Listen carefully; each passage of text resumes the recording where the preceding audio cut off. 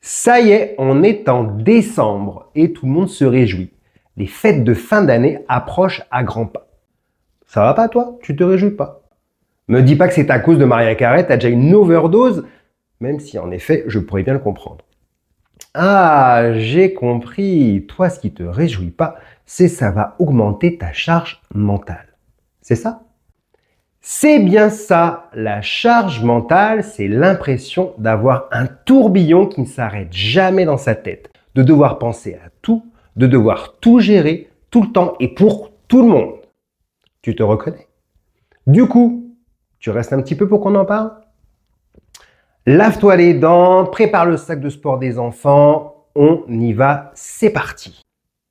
Et voilà, ça commence dès le matin, obligé de faire 2 trucs en même temps. Surtout si on veut caser tout dans la même journée. Ah non, ça ne servirait à rien d'en faire des plus longues. Je finirais complètement épuisé. J'ai déjà l'impression de vivre une double journée avec ma tête qui va exploser. On y est. Un cerveau qui tourne à plein régime et qui gonfle en pensant à toutes les choses qu'il va devoir faire. On fait un arrêt sur image? Ok, je sais, t'as pas bien de temps, mais c'est juste une comparaison simple. Tu vois un ballon? Tu le gonfles, encore et encore. Et qu'est-ce qui va se passer? Au bout d'un moment, paf! Il explose. La charge mentale est invisible et envahissante. En accumulant de la charge mentale, c'est le risque qu'on prend. Le sentiment de ne pas trouver la limite, un épuisement qui s'accumule. Une to-do list qui est interminable pour être performant tant au boulot que dans la maison. Une pression mentale incessante, une inquiétude de ne pas être assez performant et de ressentir le jugement de ses collègues, de ses amis, de sa famille, de soi-même. On vient de décrire quelques symptômes, mais c'est quoi au juste la charge mentale? On a beau être en 2023, eh bien la charge mentale, elle est sexiste. En effet, on l'attribue plus aux femmes qu'aux hommes. C'est ton moment, madame. Tu ficelles ton conjoint au canapé et tu lui dis de regarder ce qu'il doit comprendre quand tu laisses tes magazines de psycho ouverts à la bonne page et tu n'as toujours pas l'impression qu'il a vraiment pris conscience de l'enfer qu'est ta vie. Pourquoi? Regarde un peu les publicités à la télé. On voit bien des hommes qui essaient de faire tourner des machines à laver, qui essayent de faire des courses, voire des repas, le scénario bien cliché, presque toujours le même. Le gars a l'air d'un bon neuneu qui ne sait pas lire une liste de courses, ne sait pas plus appuyer sur le bouton de la machine à laver le linge ou le lave-vaisselle. Et là, nos amis les publicitaires enfoncent bien le clou parce que qui c'est qu'ils appellent des neuneux? Eh ben c'est leur nana. Celle qui pourtant avait décidé de prendre un verre avec leur copine. Oh la loose! Pour qui elles vont passer avec leur neuneu de service. Ah bah tu vois chérie, en plus tu me fous la honte auprès de Magali. L'expression charge mentale apparaît dans les années 80. Comme je disais, elle est généralement attribuée aux femmes et on parle de la charge mentale ménagère. À la base et dans l'imaginaire collectif, les femmes sont concernées parce qu'elles sont souvent responsables de la gestion du foyer et de la prise en charge des enfants. Quant aux hommes, ils achètent des bagnoles de luxe avec des nanas qui sont de vraies potiches à côté. Ils jouent au golf et à la Switch. Cliché, c'est ce que j'avais dit juste avant. Pourtant, soyons honnêtes, les gars célibes eux aussi ont des fringues qui sentent l'assouplissant. Ils ont l'air de savoir cuisiner. Ils sont incollables eux aussi sur les stands de marché qui ont les meilleurs produits bio. Perso, je pense que la charge mentale de nos jours, elle n'a pas de sexe. Ah bah non mon amour, je vais rester avec toi, parce qu'à chaque fois que je te parle de ma charge mentale, tu dis que la tienne, elle est pire. Ça suffit tous les deux. J'ai dit que je parlais aussi bien à l'un qu'à l'une. Donc on continue. On demande la même performance en entreprise à un homme qu'à une femme.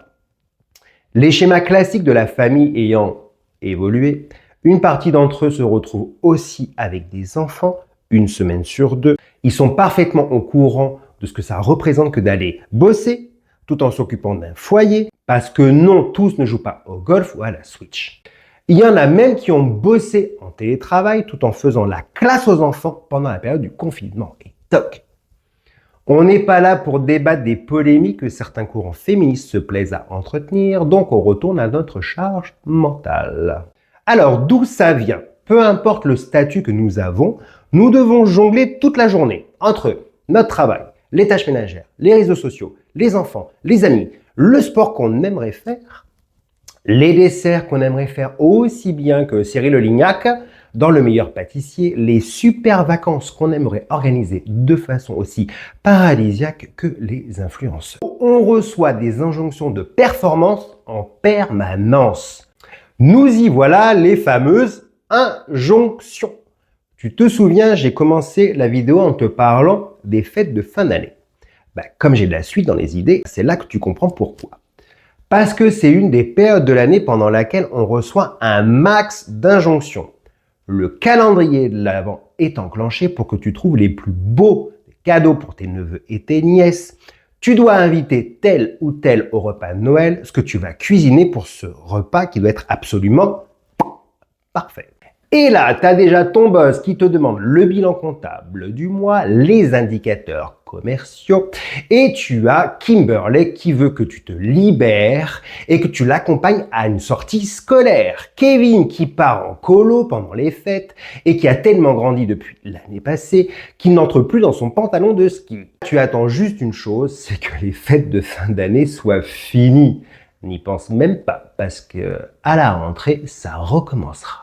Et si tu ne prends pas les devants, c'est un cercle vicieux et tu n'en vois jamais la fin. Alors, qu'est-ce que tu peux faire? Qu'est-ce qu'on pourrait faire ensemble? Pour commencer par identifier les causes qui font que tu prends toutes ces injonctions pour toi personnellement. Une des raisons, ça peut être que tu as un haut niveau d'exigence vis-à-vis de toi-même. Pas question de rater la recette de Mercotte. Dieu sait qu'elles sont compliquées. Et pourtant, dans cette même émission, il y a autant de façons de mettre en scène le dessert que des pâtissiers en herbe. Et finalement, tu regardes, tout le monde y arrive plus ou moins bien. Et tu le feras à ta façon. C'est une façon d'illustrer que c'est pas parce que c'est pas toi qui l'as fait que ce sera pas bien. Tu peux déléguer et ça s'apprend. Tu peux travailler sur la confiance en toi et surtout la confiance que tu peux mettre dans les autres. Ça rejoint un peu le principe de délégation, tu vas voir, mais à une échelle différente. On prend un exemple. Kevin fait du foot le mardi soir et le samedi. Kimberley de la danse le mercredi après-midi et le samedi. Donc lorsqu'ils rentrent du sport tous les deux, tu vas toi-même fouiller dans leur sac de sport pour tout passer le plus rapidement possible à la machine à laver. Le tutu ne supportant pas la boue du short, qu'il faut laver séparément et si t'as pas le bon tempo, c'est mort pour eux. T'as toujours fait comme ça, c'est dans votre routine à tous les trois.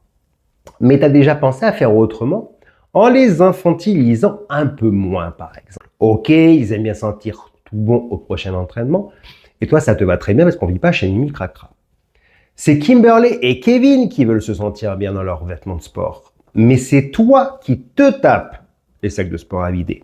Et si un jour tu leur demandais par exemple de sortir eux-mêmes leurs affaires sales du sac, ça ferait quoi?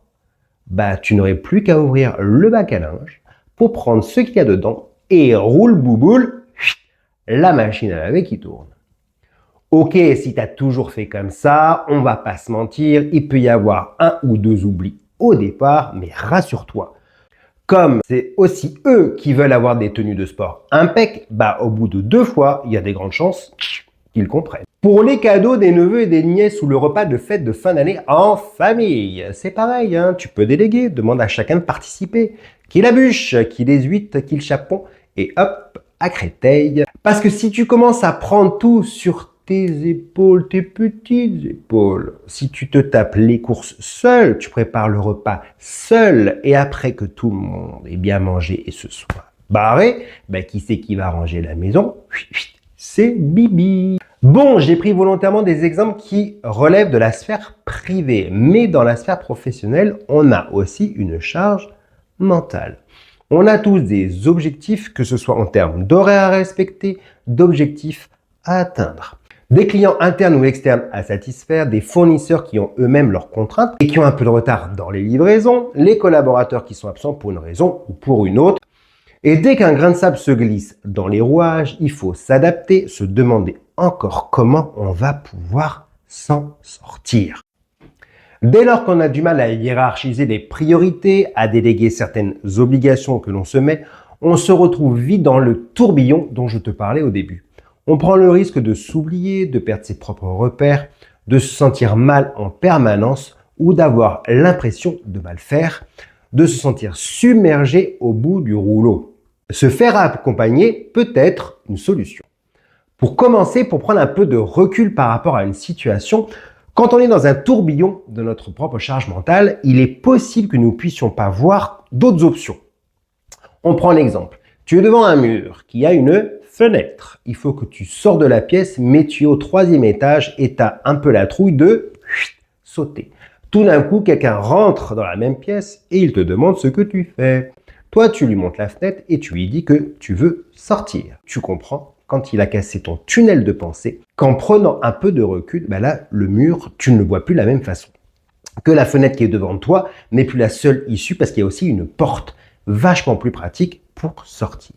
Un coach, ça fait ça. Ensemble, vous analysez la situation, les problématiques qui te conduisent à cette charge mentale. Il t'accompagne dans une autre vision des choses pour que tu réussisses à retrouver ton équilibre. En effet, c'est sûrement passager parce que tu viens de changer de travail ou de situation de famille. Des solutions existent. Tu me contactes, tu te décharges sur moi et tu allèges ton esprit. Si tu as aimé cette vidéo, pense juste à liker, commenter, partager. Quoi? 3 trucs d'un coup?